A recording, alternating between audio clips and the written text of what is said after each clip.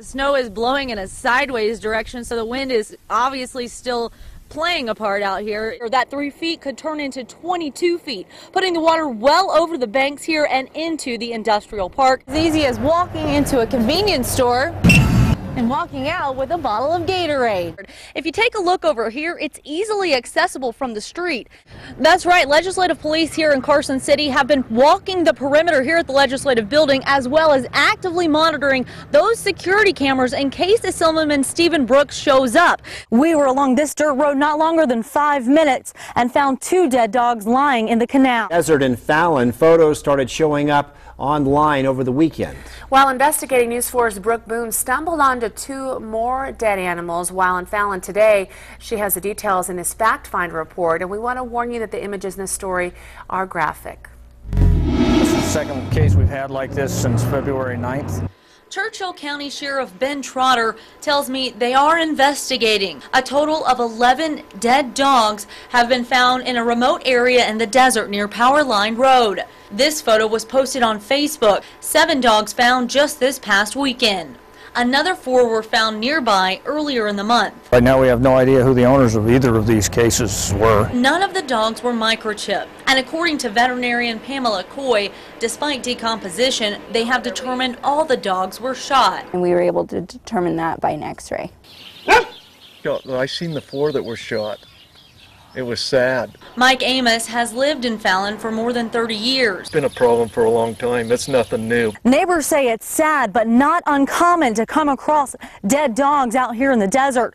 We were along this dirt road not longer than 5 minutes and found 2 dead dogs lying in the canal. Now, I've even found some in dog crates that have been shot. It's pretty devastating, actually, and it's Devastating and difficult to determine who is behind the gruesome acts. I think these people get all these dogs, and it costs a lot to take care of a dog. I can't imagine taking my 2 dogs out and just shooting them. Trotter says in Churchill County there is no ordinance to keep people from containing their dogs, so they can run at large and people can have as many as they want. there's nothing we can do about that at this time, so something we're working on. It's very problematic. In Fallon, Brooke Boone, News 4.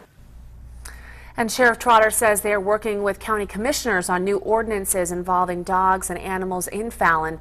News 4 informed the Sheriff's Office of the additional 2 dogs that we found out there today. The Sheriff's Office encourages anyone with a lead to contact them. Well, residents in One Sparks neighborhood are living in fear days after a teen is slain in a gang-related shooting. As News 4's Brooke Boone reports, those residents believe gang activity is on the increase. It's all new at 5. I saw the footage on the news and it's right in front of my mailbox. This woman, who wanted to remain nameless, has lived in the Lansdowne apartment complex for almost 5 years. She says news that a teenager was killed in a gang-related shooting has sent a shockwave through the community. And it is kind of shocking because I grew up here.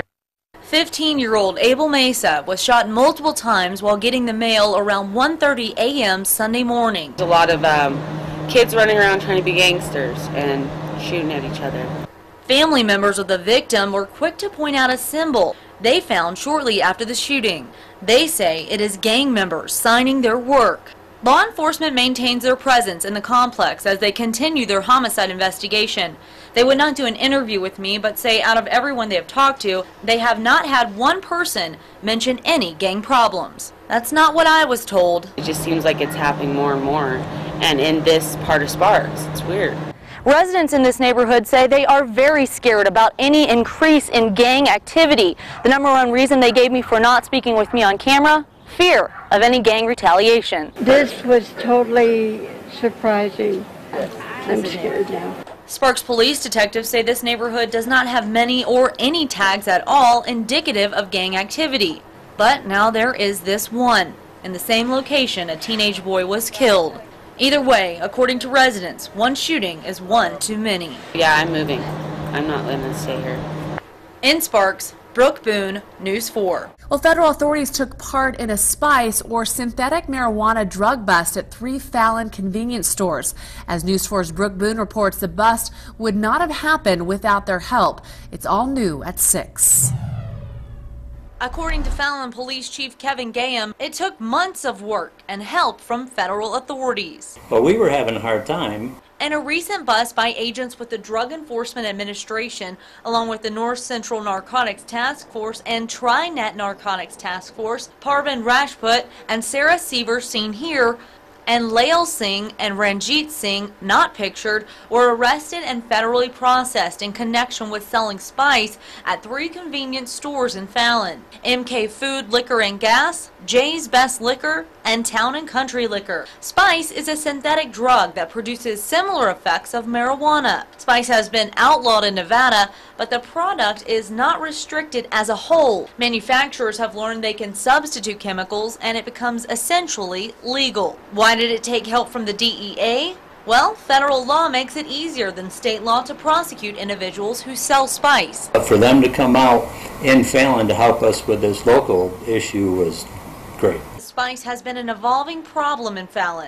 Gaham says it's as easy as walking into a convenience store and walking out with a bottle of Gatorade. If you can get something that dangerous that easily, it just spreads the use, and the more it's used, the more dangerous it is and the more impact it has on the community as a whole. I spoke to UNR Assistant Professor of Chemistry, Christopher Jeffrey, about what the future could hold on a state level if the laws remain unchanged. What you hope is that the research that the backyard organic chemist is doing to make these new synthetic drugs eventually slows down enough that regulation could actually catch up to it.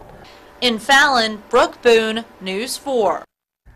Liquor licenses have been suspended at all 3 stores until the next Fallon City Council meeting.